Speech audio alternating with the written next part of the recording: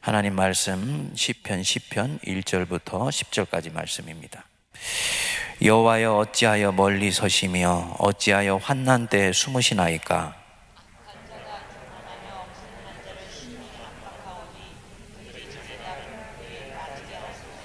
악인은 그의 마음의 욕심을 자랑하며 탐욕을 부리는 자는 여호와를 배반하여 멸시하나이다.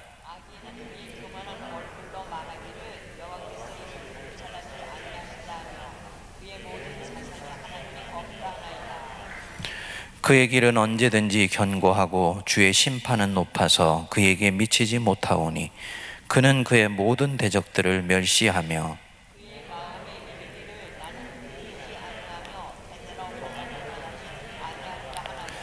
그의 입에는 저주와 거짓과 포악이 충만하며 그의 혀 밑에는 잔해와 죄악이 있나이다.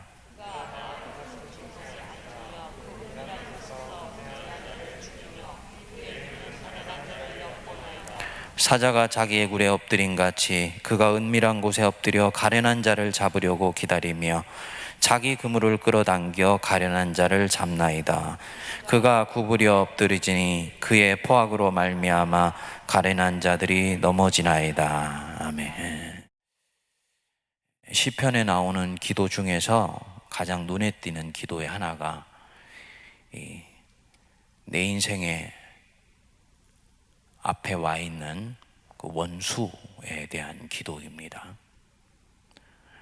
우리가 인생을 살다 보면 별의별 사람을 다 만나게 되지요. 나와 한 피를 나눈 내 가족, 부모, 형제가 있는가 하면 또 나와 우정을 나누고 있는 친구들이 있습니다. 또 사업이나 일터에서 만나는 동료들이 있고요. 같은 신앙생활을 하고 있는 믿음의 형제자매들이 있습니다. 그리고 우리가 만나는 이 많은 사람 중에는 내 인생에 깊은 상처를 주고 내게 낙심과 우울과 좌절과 더 나아가서 울분과 분노를 쏟아내게 만드는 사람도 있습니다. 심지어 이 사람에게 받은 상처를 복수로 되돌려주고 싶어서 잠을 이루지 못하게 하고 내 인생을 분노의 용광로로 집어넣는 그런 사람도 있습니다. 이런 사람이 내게 없으면 참 좋겠는데 현실에서는 반드시 이런 사람을 한두 번은 꼭 만나게 되어 있습니다. 특히 그리스도인들은 이런 사람을 꼭 만납니다. 그리고 이 사람은 어떤 이유로든지 반복해서 나를 고통 속에 몰아넣으려고 하고, 그리고 그것 때문에 나는 어쩔 줄을 몰라서 절절매게 됩니다. 아마 오늘 설교를 듣는 여러분들 중에서도 제가 이 얘기를 할 때 여러분 각자의 인생 속에 떠올리는 사람이 있을 것입니다. 지금도 있을 수도 있습니다. 이런 사람들을 만나게 되면 어떻게 할 건가요? 어떻게 기도해야 되고 또 이 사람과의 이 문제를 어떻게 다뤄야 되는 것인가? 굉장히 실질적이고 또 현실적인 문제이면서 동시에 그렇기 때문에 굉장히 영적인 문제입니다. 시편은 어떤 상황에서든지 단도직입적으로 내 안에 일어나는 내적 감정에 충실하라고 얘기합니다. 그래서 이 칼뱅은 시편의 기도를 영혼의 해보다라고 얘기를 했습니다. 이 인간 감정의 저 밑바닥에 있는 것들을 다 끌어올려서 하나님께 나아가는 언어를 제공해 주는 것이 바로 이 시편의 기도말이라고 본 것입니다. 악에 대해서 내가 생각하는 나를 힘들게 하고 고통스럽게 하는 이 악인에 대해서 하는 기도에도 동일한 원리가 적용된다고 보는 것이죠. 그래서 이 악에 시달리는 사람이 자기를 힘들게 하는 이 악인을 놓고 하는 기도를 보면 이 사람이 참 경건하다든지 참으로 사람을 사랑하는 사람이라든지 이런 경건과 영성의 느낌을 전혀 가질 수가 없습니다. 상대방을 향한 나의 감정을 그냥 쏟아내는 거예요. 하나님이 뒷짐지시지 말고 자기 원수를 갚아달라고 기도합니다.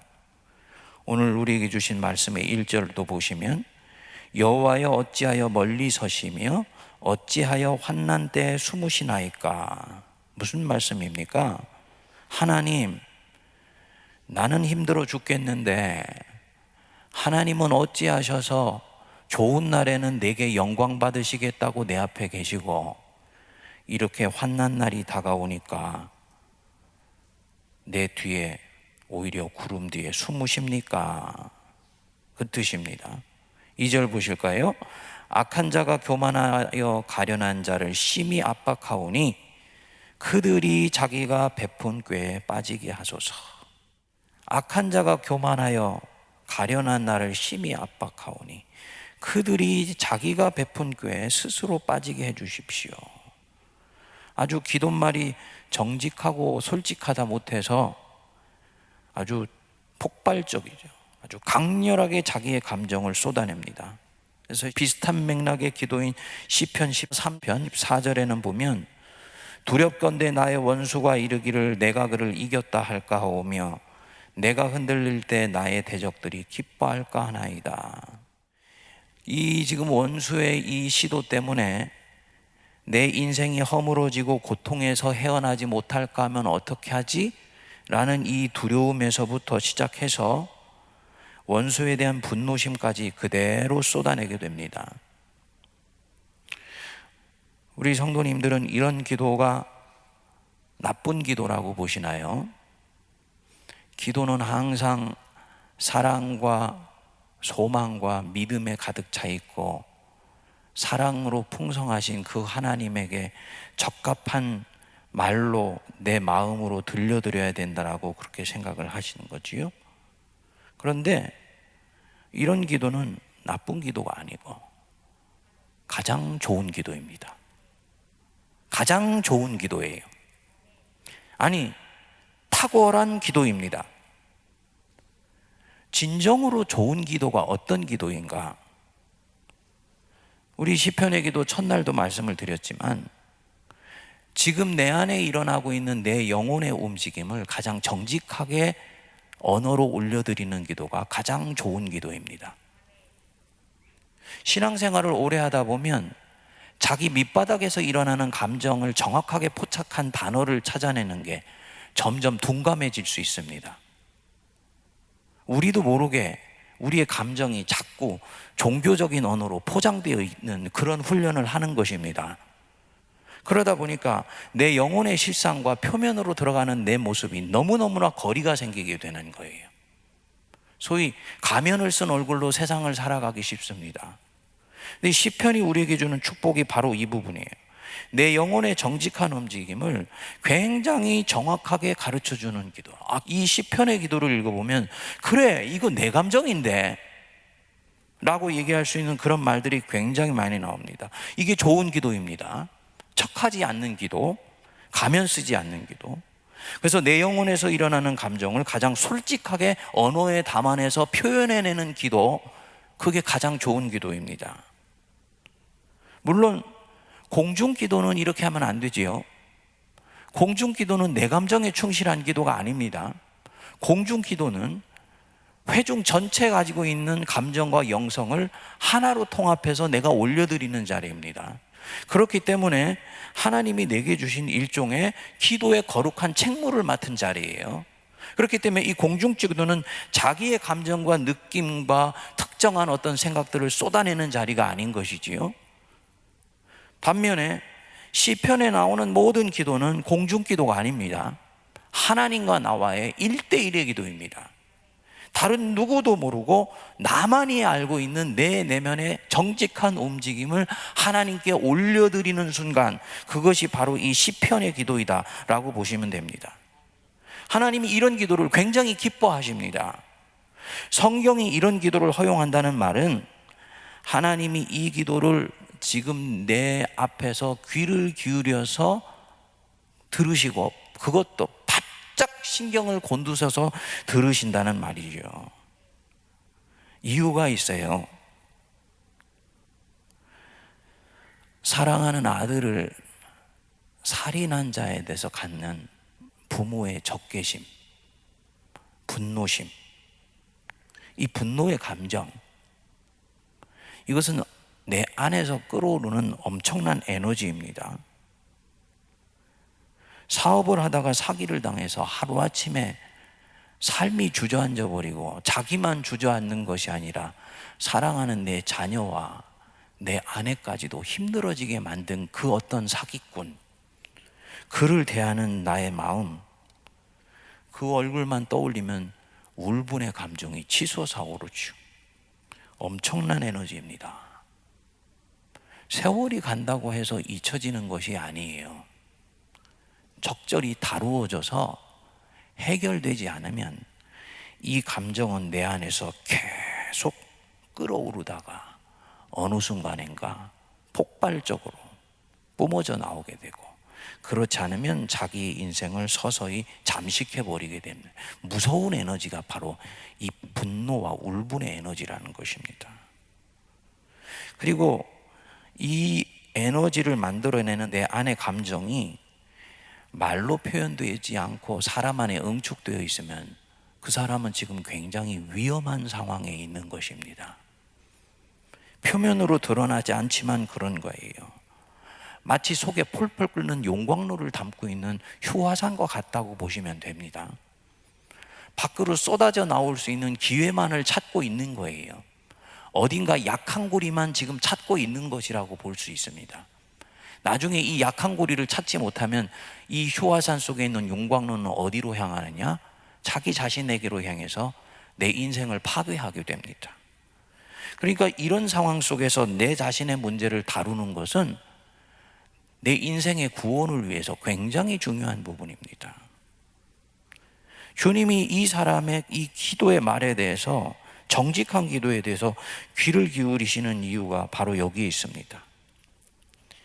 200도가 넘는 증류를 사람이 끌어안고 살고 있는데 그것을 누구에게도 표현할 수 없는데 그 누군가 대상에게 표현하기 시작한다. 이제 내 감정은 나로부터 그 누군가에게로 흘러나가기 시작하는 것이지요.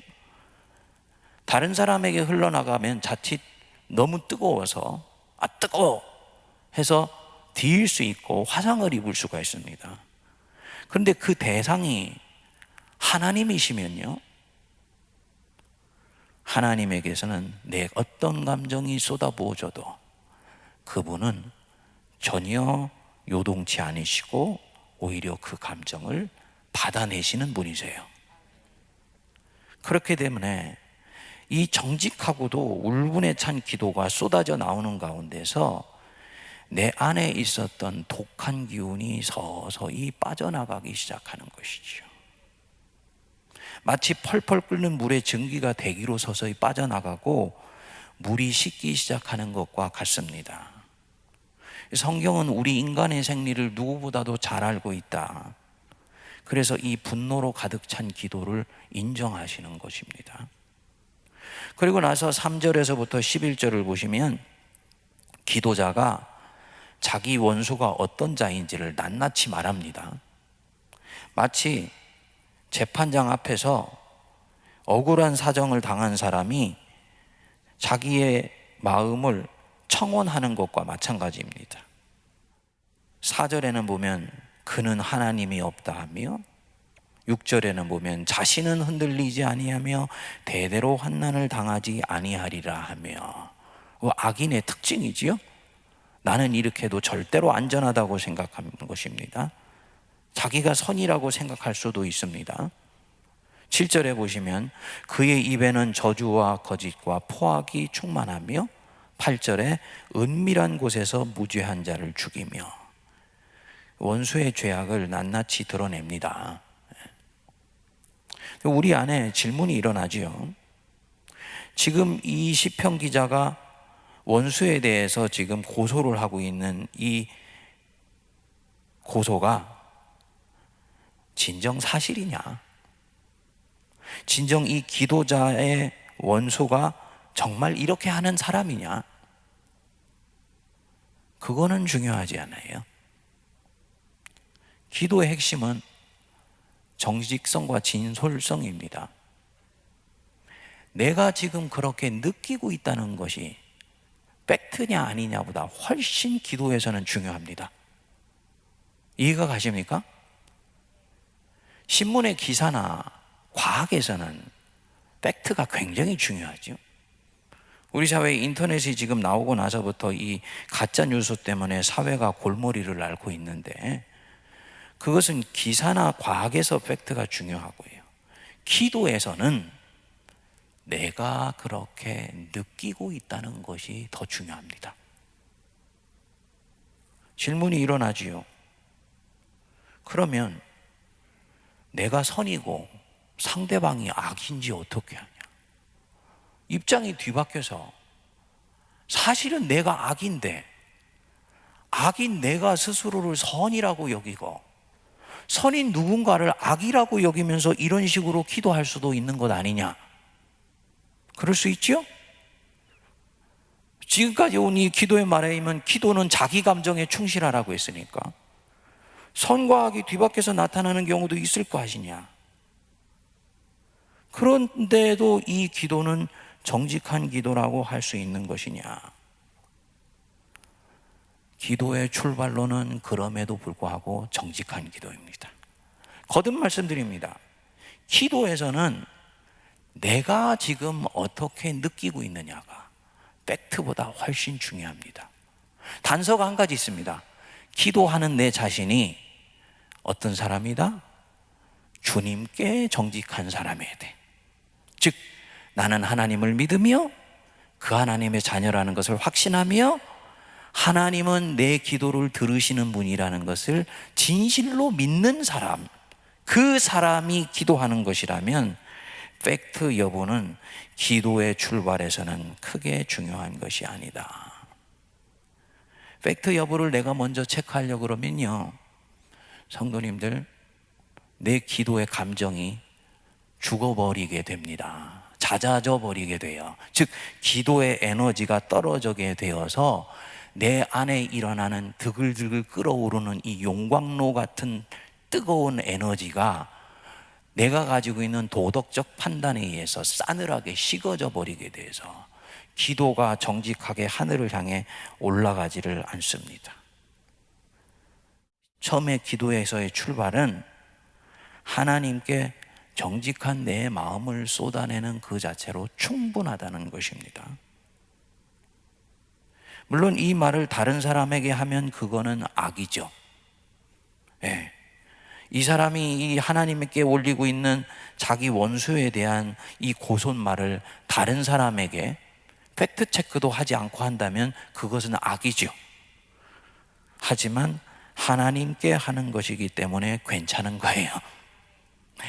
왜 괜찮냐면요, 우리 하나님은 알아서 다 들으십니다. 저나 여러분들이 얘기하는 거 100%라고 다 전제하고 하나님이 들으시지 않으세요. 그분은 다 아세요. 심지어는 내가 모르는 나의 감정도 지금 올라가고 있다는 것을 아십니다. 하나님이 참으로 은혜로우시고 실력이 많으신 분인 것이 그렇게 나로부터 출발해도 충분하고 그것만이 진정으로 내 영혼을 구원한다는 것을 아시는 분이죠. 그래서 알아서 들으십니다. 그리고 이것은 행위의 전 단계입니다.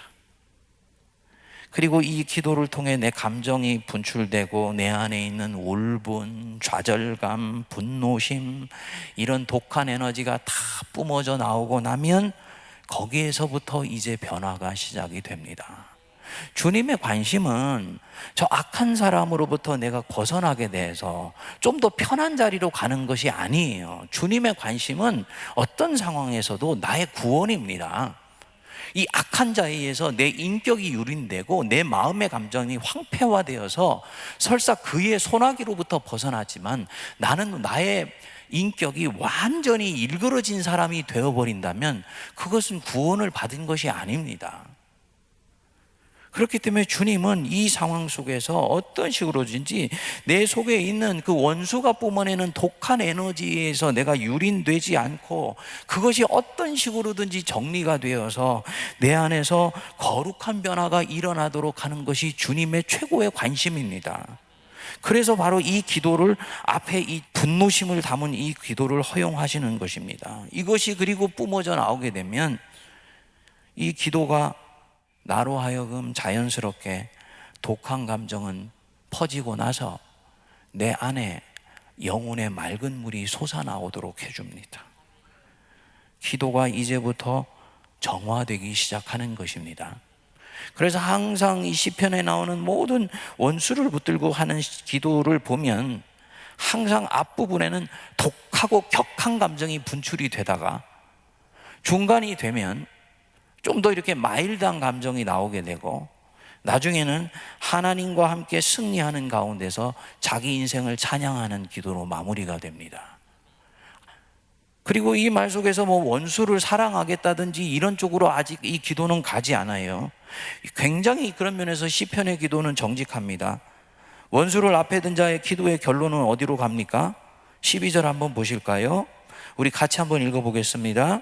여호와여 일어나옵소서, 하나님이여 손을 두옵소서, 가난한 자들을 잊지 마옵소서. 14절 같이 읽습니다. 주께서는 보셨나이다. 주는 재앙과 원한을 감찰하시고 주의 손으로 갚으려 하시오니 외로운 자가 주를 의지하나이다. 주께서 갚으시나이다. 뭡니까?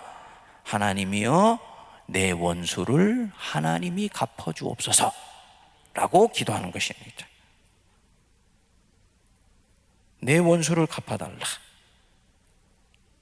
재앙과 원한을 감찰하시고 주의 손으로 갚으시오니 외로운 자가 주를 의지하나이다. 자기 원한을 꼭 풀어달라 라고 기도합니다. 우리는 생각합니다. 어떻게 원수를 사랑하라고 했는데 원한을 하나님이 풀어달라고 기도하냐? 성경적 신앙의 핵심은 원수 갚는 것은 하나님께 속한 것으로 봅니다. 시편 94편 1절에도 보면 여호와여 복수하시는 하나님이여 복수하시는 하나님이여 빛을 비추어 주옵소서. 로마서 12장 19절에도 내 사랑하는 자들아 너희가 친히 원수를 갚지 말고 하나님의 진노하심에 맡기라. 그 사람을 하나님의 진노하심에 맡기라. 네 원수를 네가 갚으려고 하지 말고 주님께 맡기라. 지금 이 기도는 진행 중인 기도입니다. 끝이 아니에요. 내 원수를 하나님이 풀어주십시오 라고 기도하는 순간 이 사람은 자기 안에 마음의 변화가 일어난 것입니다. 이제부터 주님, 이 문제를 푸는 주체는 제가 아니고 하나님이십니다. 문제의 와중에서 쩔쩔매던 사람이 거기서 한 발짝 걸어 나오면서 이 문제를 나로부터 주님께로 맡기는 것입니다. 내 안에 분노가 있을 때는 절대로 이렇게 기도할 수 없습니다. 맞지요? 내 안에 그 사람을 향한 분노가 있을 때는 내가 응징하고 처벌을 해야지 정의가 실현된다고 봅니다.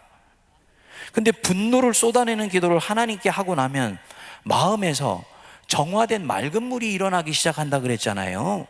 자연히 나는 그 문제로부터 거룩하게 한 걸음 물러나게 되면서 이제는 이 문제를 내가 해결하는 것이 아니고 하나님께 맡겨드릴 수가 있게 되는 거지요. 그 기도말이 여호와의 나여 원수를 하나님이 풀어주십시오 라고 기도하는 말입니다. 굉장히 어떻게 보면 하나님께 보복해달라는 기도 같지만 실질적으로는 한 단계 더 나간 것입니다. 이 문제의 소용돌이에 휘말리지 않고 본격적으로 이 문제를 주님과 함께 다뤄가기 시작한 것이지요. 성도님들 꼭 기억하십시오. 어떤 아픔이든지 저와 여러분들이 오늘 뿜어내는 어떤 아픔이고 어떤 고통이든지 하나님께 그 아픔과 고통이 고해진 순간부터 그 문제는 내 문제가 아니고 하나님의 문제가 됩니다. 하나님이 기도를 그렇게 받으세요. 내 백성이 나에게 기도하고 있구나. 그래, 저 문제는 저의 문제일 뿐만 아니고 이제부터는 내가 다루어줘야 되는 문제이다 라는 쪽으로 옮겨가게 됩니다. 그리고 내가 이것을 진정으로 믿으면 나는 그 문제에 대해서 상당히 내적으로 자유할 수가 있게 되는 거예요. 모든 것을 감찰하시는 하나님이 내 아픔을 다루시고 이 원수를 다루어 가실 것을 믿게 되면서 내 안에 내적인 자유함이 일어나게 됩니다. 악이 지금 나를 삼키며 이 악이 진행 중이다, 진행형으로 지금 진행되고 있는 것이다 라고 생각할 때도 마찬가지입니다. 많은 경우에 우리가 어려움에 봉착했을 때, 특히 악의 소용돌이 속에서 내 마음이 힘들 때 가장 나를 괴롭히는 것은 한 가지입니다. 이것에 의해서 내 인생이 삼켜지면 어떻게 하지? 내 인생이 부러져 버리게 되면 어떻게 하지? 잘못된 일이 이제부터 본격적으로 생기면 어떻게 하지? 이 질문이 우리들 안에 일어나면서 나를 조금씩 불안하게 하고 두렵게 하다가 나중에는 공포심으로 몰고 가기까지 합니다. 근데 성도님들, 절대로 그러한 나의 마음이 계속 자라도록 놔두시면 안 돼요. 이때야말로 무릇 지킬 만한 것보다 내 마음을 지키라. 생명의 근원이 이에서 남이니라. 이 잠언 말씀을 명료하게 기억해야 됩니다. 마음을 지켜야 됩니다. 그리고 잠잠하게 지금의 상황을 들여다보십시오. 한 가지만 체크하십시오. 첫 번째, 혹시 하나님 앞에 내가 죄를 지은 것이 있는가? 그거 살펴보셔야 됩니다. 그래서 주님이 내 죄 때문에 다른 누군가를 통해서 지금 나를 화들짝 놀라서 깨어나게 하고 나로 하여금 고백하게 하려고 하는 것 아닌가? 이 부분을 먼저 살펴야 됩니다. 그리고 그런 부분이 생각나면 낱낱이 고하시면 돼요. 그리고 그 부분에 있어서 낱낱이 고해지고 났는데도 계속 문제가 나에게서 떠나지 않는다. 그때는 이 문제는 내 문제 때문에 온 것이 아니고 내 밖에 있는 환경이나 사람 때문에 온 것이라는 것을 강철같이 믿으십시오. 무엇을 하는 것이냐? 악이 지금 나를 삼키려고 하는 거예요. 그 밖에 있는 것이 악이 틀림없고 그 악한 영이 그 안에서 움직여서 나를, 하나님의 사람이 나를 해하려고 하는 것이 틀림없다면 믿으시기 바랍니다. 악한 영은 믿음의 길을 가는 나를 절대로 삼킬 수 없습니다. 이길 수 없어요. 가룟 유다 안에서 악령이 움직였죠. 그리고 하나님은 그 가룟 유다 속에 있는 악령이 사용되는 것을 허락하셨지요. 막지 않으셨어요. 허락하셨어요. 그렇지만 가룟 유다 안에 있었던 그 악한 영은 결국 예수님을 십자가에 못 박는 데까지는 가져갔지만 예수님의 일이 온전히 드러나는데 역으로 사용되었던 거예요. 이게 하나님의 경륜입니다. 보이지 않고 때때로는 미스테리처럼 보이는 하나님의 경륜의 신비예요. 우리는 악은 절대로 밖으로 뿜어져 나오면 안 될 것 같은데 하나님은 악을 사용하셔서 당신의 섭리를 이루는 일이 수도 없이 많으십니다. 예수님뿐만이 아니죠. 성경 구석구석에 나오지요. 요셉이 형들의 악 때문에 애굽으로 팔려가지요. 하나님이 구렁텅이에 빠지에 놔두시고 은 10세갈에 팔려서 가도록 놔두시고 요셉이 쇠사슬에서 끌려가는 것 버젓이 하늘에서 지켜보시고 계시면서 그냥 놔두십니다. 무력하기 때문이 아니지요. 그 악을 이용해서 요셉을 통한 하나님의 일이 이루어지게 하시려고 하는 것입니다. 그러니까 어떤 누군가 혹은 환경 속에 있는 악한 영의 움직임은 절대로 믿음의 길을 가는 나를 좌초시키거나 삼킬 수 없다는 걸 믿으시고 하나님께 담대히 고할 수 있는 것입니다. 일은 그 뒤에 더 멋지게 전개가 됩니다.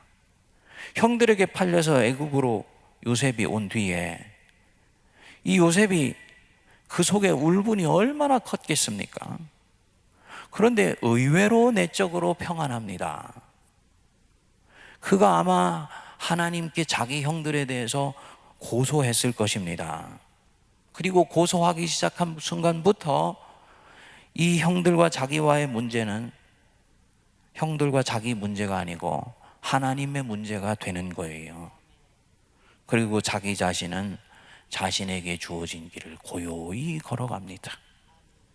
자유함으로 인생을 대하기 시작하면서 자연스럽게 거기에서부터 일이 풀려나가기 시작하는 것입니다.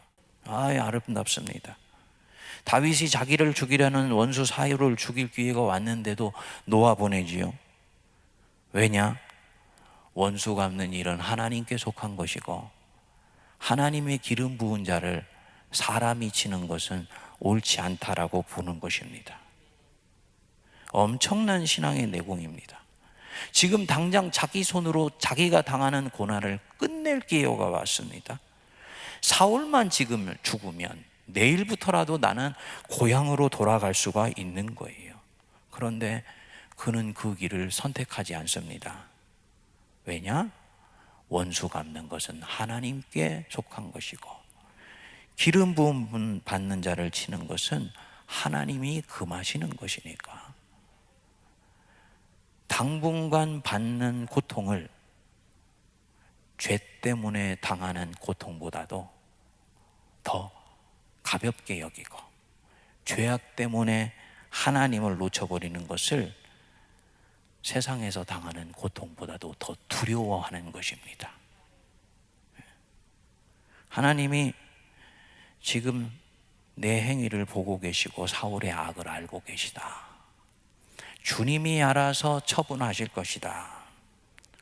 결국 하나님이 블레셋과의 전쟁에서 이 사울의 생명을 가져가십니다. 더 무서운 것은 그 뒤에 사울의 가문에 씨를 말리십니다. 성도님들, 할 수 있는 대로 악을 행하면 안 됩니다. 악에서 멀리 해야 돼요. 내 심판이 무서운 것보다 더 무서운 것은 하나님은 지켜보셨다가 내가 가장 사랑하는 것부터 빼앗아 가시기 시작하십니다. 내 영혼은 천국에서 건수를 받을 수 있을지 모르지만 하나님이 내 사랑하는 것을 하나씩 하나씩 앗아가는 거예요. 자손의 씨를 말려버리는 일이 생깁니다.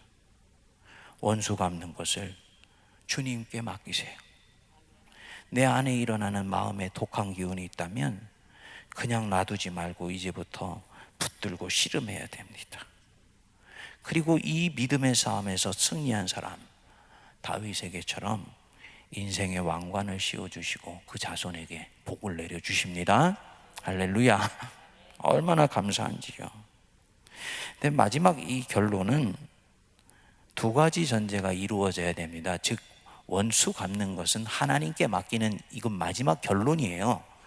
여기서 한 스텝 더 나갈 수도 있습니다. 이 원수를 사랑하여서 그 영혼을 위해 기도하는 자리까지 갈 수 있습니다.